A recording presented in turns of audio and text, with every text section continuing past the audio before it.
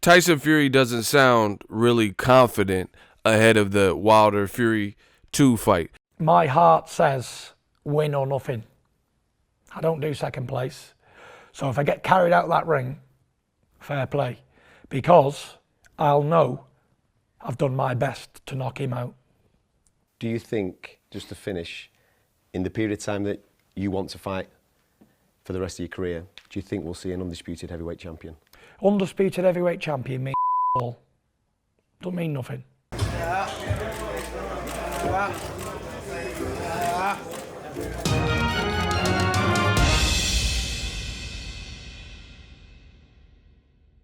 What up, Fight World? It's your boy Ego, and I'm back with some more boxing. Make sure you smash the like button. Also, subscribe to the channel for the latest and greatest in boxing. If you want to become part of the gang notification gang, please hit the bell icon. Shout out to the Super Chats, channel donations, the Venmo donations, the Cash App, and the Patreon family. We working.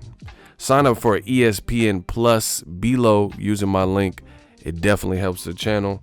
Now, they're getting ready to do some more extensive shoulder programming.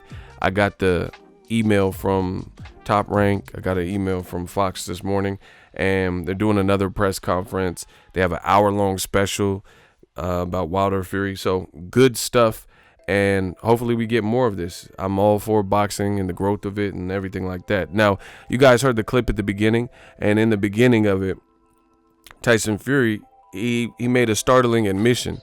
He says, even if they have to carry me out on a stretcher, that's what I'm willing to go through, because then I could say, I'm just paraphrasing for you guys. Then I could say I gave it my all, but they're going to either have to carry me out or I'm going to win, something to this effect. Right. And I feel like this is pretty enlightening that he would even suggest that would be an option, because at the press conference, the first one, he said something to the effect of Wilder's a bum dosa, and I'm going to knock him out in the second round. And then now he's saying one of us is getting knocked out. If they have to carry me out on a stretcher, then it's all good because I gave it my all and I prepared myself 100%, yada, yada, yada. So to me, these are totally different things. Like, for example, I look to Floyd Mayweather as one of the best, if not the best to ever do it as far as boxers are concerned. And one thing I noticed is Floyd never really lacked confidence, or at least from the square circle and boxing, he knows boxing. If he knows anything, he knows boxing. And he always sounds confident. I can't picture him saying, when I fight Pacquiao, either I'm getting knocked out or Manny Pacquiao, he getting knocked out. Like, I can't picture that. Or one of my favorite fighters of all time, Roy Jones. I can't picture him saying, did I just tell you that? Yeah, me and James Tony, one of us getting knocked out. Somebody getting knocked out. Pensacola. Like, I can't picture that. So the fact that that's even in his mind is and should be bothersome and worrisome for the diehard Tyson Fury fans, because this to me doesn't spell total sheer dominance and confidence, things of that sort. It seems like there's some apprehensions that are more than what the showman Tyson Fury are revealing. See, that's the thing about like exuding confidence. It's easy to discern if the confidence is real, because if you're not really and truly confident, it becomes harder and harder to quote unquote fake it. Like, it becomes really hard, like a task, a chore, to be able to fake it to the point where you got people believing what you're saying, but you internally don't believe it. It's like, I liken it to a man who's nervous because he wants to ask his crush out on a date.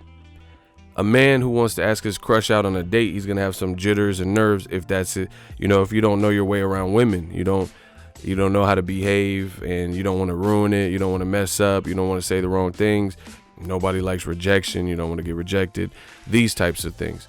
So if internally you are really nervous and shook and you have butterflies in your stomach or whatnot, it's going to be hard, and not many people have mastered the ability to curb those, like Larry David, curb your enthusiasm and curb those nerves and keep the jitters down without showing any indications of it, and just play it like James Bond, you know, true alpha male, never let him see you sweat type of attitude.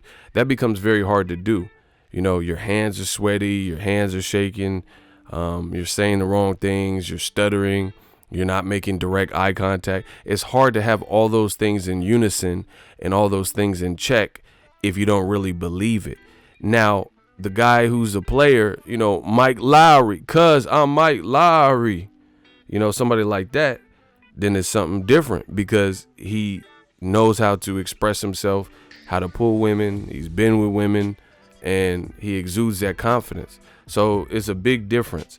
And I feel like that's the same thing with Tyson Fury. He's saying a bunch of rah-rah stuff. I really like Wilder's demeanor going into this rematch. I think Tyson Fury is dealing with a whole different threat level. I think Wilder was novice in the limelight. Like, that was like his first year where he started to really and truly gain a lot of the fans' hearts and convert some of the haters that were previously hating on him in old media and stuff to real life fans, you know, because people respected his performance that particular year against Luis Ortiz. And, you know, he was tested in that fight. And then he did what he did, getting out boxing some of the middle rounds, and then came back and slept Tyson Fury. So that was like the first big one. But now all that has calmed down. It's no longer, you know, he popped that cherry, so to speak. And it's not new to Wilder. He's been living the life, living the dream. He's already done another pay-per-view. He seems to be getting more better or like wiser with his decision making and stuff. And he's just conducting himself like a true champion. So I think Tyson Fury and all these dudes, especially in the UK that mention him, I think they really and truly have worries. Because the other thing is, I notice everybody talks crazy about Wilder, but they don't put themselves in Wilder's orbit. Because I've covered most of Wilder's last fights, and I never see them. Like, Dillian White is nonstop, incessantly talking about Wilder. It'd be cool. I'd get some good footage if Dillian White pulled up on Wilder, but I don't see him even doing that. It's just all in front of like a camera and mic. And I'm not challenging him saying he won't or whatever, but all I'm saying is I haven't seen it. I haven't seen, like, Tyson Fury, he sent then trainer Ben Davison to scout, and then he fired him. You know, he sent him to scout the Luis Ortiz performance, and Luis Ortiz, I mean, he got knocked out in a fight he was winning. Ben Davison was there to collect data and intel. Why didn't Tyson Fury go? I thought he loves America, and he's living in America and training in America. He's always at top ranked gym in Vegas, but he didn't come for that fight. So it's just, you know, to me, it's just kind of showmanship and really talk until these guys really pull up on Wilder like they're saying, you know. So I think no matter what people say, the true evidence of what it is and what it ain't is the fact that they respect the power, because nobody is just doing nothing wild. Like, name the last person that pushed Wilder or something at a weigh-in? Like, you know what I'm saying? You don't really typically see that. And I hope no one hear this and then decide to get ideas. I'm just saying, like, I don't know. It's just people say whatever, but I feel actions are going to be the ultimate speaker of truths. And Tyson Fury, he sounds like he knows it's a reality he can get knocked out. That, you guys listen to the clip and let me know how you perceived it. That's my opinion. Drop your thoughts in the comment section. Let me know what you guys think. If you love what I'm doing, smash the like button. As always, hate, comment, and subscribe. Till next video is Ego signing off. So if you enjoyed this video and want more content like this on the channel, you can show your appreciation by going to the PayPal donate button or the YouTube support button, and you can donate any amount that you feel is equivalent to the value of this video. Much more to come. Thank you guys for your support. Boxing Ego, the future of boxing.